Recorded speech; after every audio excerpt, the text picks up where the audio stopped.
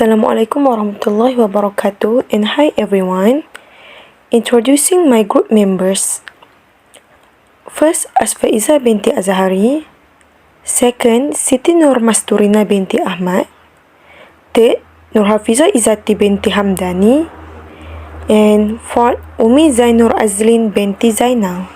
Survey on time spent by secondary school students from Sarawak on mobile games. Introduction. Non-parametric test is a statistical method that do not involve population parameter. In this study, we focus on three types of non-parametric tests. First, sign test. Second, Mann-Whitney-U test or Wilcoxon sum rank test. Third, Wilcoxon sign rank test. All three tests has been used to understand on the time spent by secondary school students on mobile games. According to a study by Wang 2011 on how Norwegian teenagers play video games, the majority of teenagers play for up to 5 hours each week, with guys playing far more than girls. Population. All secondary school students in Malaysia. Sample 60 secondary school students from Sarawak. Instrument, questionnaire, Google form. We have three objectives, which is first, to study whether the median time spent by the secondary school students from Sarawak on mobile games is not equal to 5 hours per week. Second, to identify whether there is a difference in the total weekly gameplay time between male and female secondary school students from Sarawak. And lastly, to investigate whether the secondary school students from Sarawak spend more time playing mobile games on Monday, which is a school day, or on Saturday, which is a non-school day. Analysis of data. First, sign test. Second, Mann-Whitney test. Third, Wilcoxon sign rank test. I will continue the presentation by explaining the study of sign tests on the time spent by secondary school students from Sarawak on mobile games. The question is, a group of Universiti Pendidikan Sultan Idris students claim that the median time spent by the secondary school student from Sarawak on mobile games is not equal to 5 hours per week. The time spent by 60 secondary school students from Sarawak on mobile games are listed as below. At alpha equals to 0.05, can you prove the group's claim? So, the first step to solve this problem is by state the hypothesis. So, the null hypothesis is the median is equal to 5, while the alternative hypothesis is the median is not equal to 5 as the group's claim. Second step is to test the statistic. The data of the time spent by the student on mobile games is shown on the table. If the time spent by the student less than 5, the sign is negative. If the time spent by student equals to 5, the sign is 0. If the time spent by student is greater than 5, the sign is positive. Thus, the total negative sign, positive sign, and 0 sign is 52, 4, and 4 respectively. Thus, the total of n is 56, which is the sum of negative sign and positive sign. The x value is 4, which the problem is two-tailed test. Thus, we choose the smallest value between the sign. Next, we calculate the z as shown, and we get negative 6.281. Third step is find the critical value where we use standard normal table. As this problem is two-tailed test, so the alpha will be divided by 2. So the z value is negative 1.96. The fourth step is making decision. As negative 6.281 is smaller than negative 1.96 and fall in the rejection region, therefore reject the null hypothesis.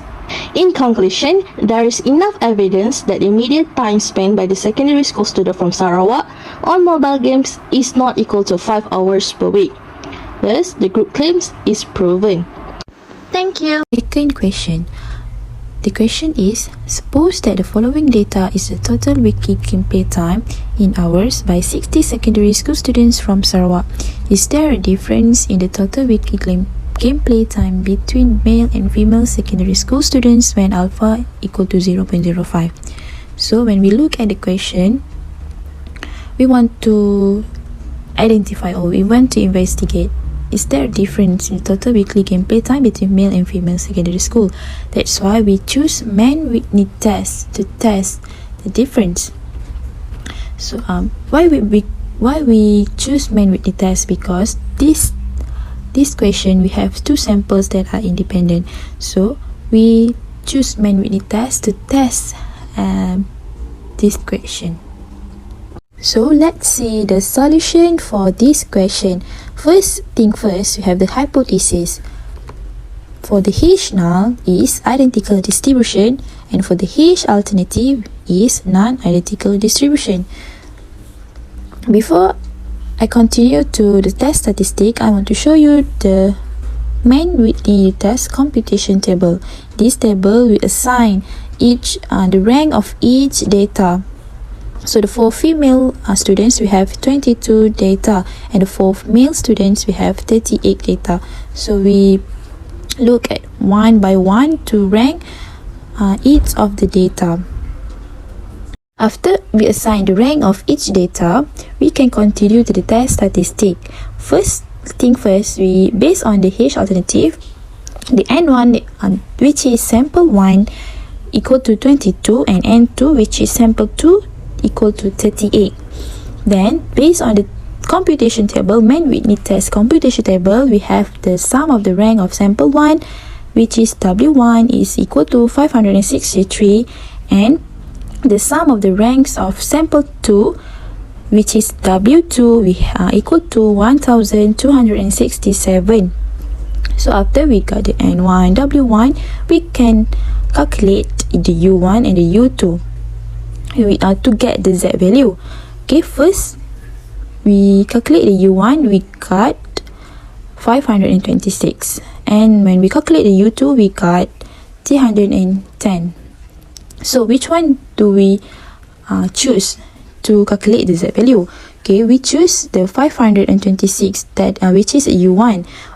Why we choose the U1? Because the U1 is the smallest samples regarding the value we got. Okay, we can see that U2 is the smallest value, right? But we choose that U that is the smallest sample, which is the U1. Okay, based on our reference, the value of U, we have to choose the smallest sample.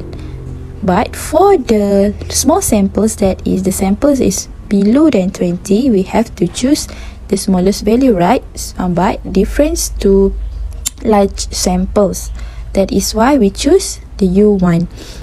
After we got the U value, we can calculate the Z value. Okay, we calculate the Z value based on the formula. So we got 1.657. Next, we have P value. Okay, from the standard normal table, we got the Z 0.025 is equal to 1.69. Why we choose Z 0.025, not 0.05? Because this is a two-tailed test. Next is the decision. Since Z test equal to 1.657 less than Z 0.025 equal to 1.69 and falls in the non-rejection region, therefore do not reject H null at alpha equal to 0.05. So we can conclude that is not enough evidence that there is a difference gameplay time between female and male secondary school students from Sarawak. Thus, there is no difference gameplay time between female and male secondary school students from Sarawak. By using SPSS software, the man-Whitney test statistic result can be obtained, like the diagram we showed to you guys. Okay, based on the hypothesis test summary table, and the null hypothesis given is the distribution of gender is the same across categories of group. Thus, the decision show to retain the null hypothesis based on the result of the chart and the table above. Okay, based on the chart, we can obtain that group 1, blue bar chart, is a female secondary school students with a total of N 22, and group 2, green bar chart, is a male secondary school student with a total of N 38. Okay, based on the table, the test statistic UI is U1 is 526. Prove that the null hypothesis is not rejected due to the standardized test statistic or z-test equal to 1.657 less than z 0.025 equal to 1.69, and p-test we have p-test equal to 0.097 is more than p-value that is 0.05. Thus, retain the null hypothesis where there is no difference in gameplay time between female and male secondary school students from Sarawak. Okay, that is all from me, Master Rina, for the second question. The third test that we use is the Wilcoxon sign rank test. This test is used to compare the differences between two non-normally distributed data. Hence, we use this test to test whether there is a difference between the time spent by 60 students in Sarawak on mobile games on a school day to a non-school day. So the question goes, does the students spend more time playing mobile games on a non-school day, which is a Saturday, compared to a school day, which is a Monday? We tested the data with 5% of significance level. The null hypothesis is D1 and D2 are identical, which D1 stands for Monday and D2 stands for Saturday. The test hypothesis is D1 shifted to the left of D2. For the test statistics, it is found that there are two positively ranked numbers, which the ranks add up to 26, and 40 negatively ranked numbers, which add up to 877. Since 26 is smaller, we use D positive to calculate the test statistics with a total of n of 42. Thus, Z test equal to negative 5.320. With p-value of negative 1.645, we reject null hypothesis since the z-test is smaller than p-value and falls in the rejection region. We also recheck our answer with SPSS, and according to the analysis made, the z-test is negative 5.364, which is similar to our calculation, hence we reject the null hypothesis. With this, we can conclude that the students spend more time playing mobile games on a non-school day compared to a school day, and the day does affect students' time spent on mobile games. So here are the conclusion of our survey on time spent by secondary school students from Sarawak on mobile games. That's all from us. Thank you.